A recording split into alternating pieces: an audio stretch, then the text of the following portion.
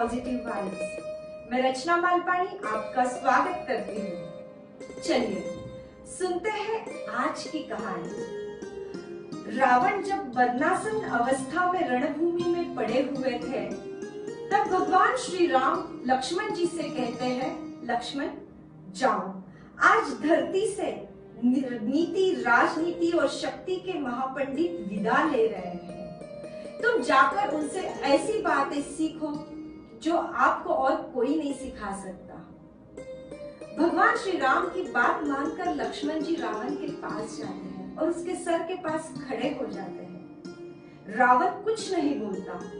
लक्ष्मण जी लौटकर वापस आ जाते हैं। तब भगवान श्री राम कहते हैं, जब भी हमें किसी से ज्ञान ग्रहण करना हो तो हमेशा उनके पैरों के पास खड़ा होना चाहिए, न कि सर के पास। लक्ष्मण जी फिर से जाते हैं, रावण के पैरों के पास खड़े होते हैं।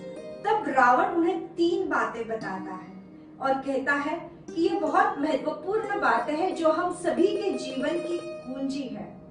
सबसे पहली और महत्वपूर्ण बात, हर अच्छी काम को तुरंत कर लेना चाहिए, हर शुभ कार्य को तुरंत कर लेना चाहिए और हर बुरे कार्य को टालने का प्रयास करना चाहिए। शुभस्य शीघ्रम। मैंने श्री राम को पहचानने में और उनकी शरण में आने में बहुत देर कर दी, इसलिए आज मेरी यह हालत हुई है। इसलिए हमारे भी मन में जब कोई अच्छा संकल्प आता है तो हमें उसे तुरंत पूरा कर लेना चाहिए। जैसे किसी को मदद करनी हो, किसी को सहायता करनी हो, किसी को कॉम्प्लीमेंट देना हो, किसी को अच्छी बात कहनी हो, किसी से माफी मांगनी हो। जो भी अच्छे संकल्प हमारे मन में आते हैं उन्हें हमें तुरंत पूरा कर लेना चाहिए। दूसरी बात, रावण कहते हैं कि हमारे शत्रु या प्रतिद्वंदी को कभी भी हमसे छोटा नहीं समझना चाहिए। जिन साधारण वानर और भालुओं को मैंने साधारण समझा, उन्होंने मेरी पूरी सेना नष्ट कर दी। और जब ब्रह्मा जी ने मुझे अमरता का वरदान दिया था, तब मैंने ब्रह्मा जी से कहा था कि मनुष्य और वानर छोड़कर कोई भी मुझे मार न सके, क्योंकि मैं मनुष्य और वानर को तुच्छ समझता था और यह मेरी सबसे बड़ी भूल थी। तीसरी और महत्वपूर्ण बात, रावण कहते हैं कि रणभूमि और जब भी विपरीत परिस्थिति और युद्ध हो, तब अपने भाई और अपना परिवार अपने साथ चाहिए, क्योंकि हमारे सब भेद वह जानते हैं और वो हमारी जड़ें भी होते हैं।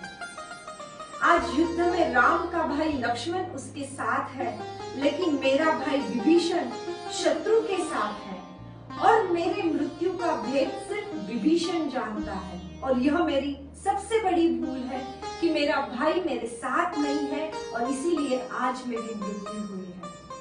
कहते हैं, अगर जड़ें मजबूत हो तो क्या मजाल तूफान भी पेड़ को हिला दे। उसी तरह हम सभी की जड़ें अपने परिवार में हैं और इसलिए हमें परिवार के साथ जुड़ा रहना बहुत महत्वपूर्ण है। आज की हेल्थ टिप भी मैं यही देना चाहूंगी कि आज से जब तक ये लॉकडाउन खत्म न हो जाए, हम सभी रोज एक राम नाम की माला जरूर से पढ़ें और भगवान श्री राम से प्रार्थना करें कि इस कोरोना की बीमारी से जल्दी से हमें छुटकारा दिलाए। इसी के साथ आपसे कल फिर मुलाकात होगी एक नई कहानी के साथ। आशा करती हूँ आपको आज की ये कहानी पसंद आई होगी। जय हिंद, जय श्री राम।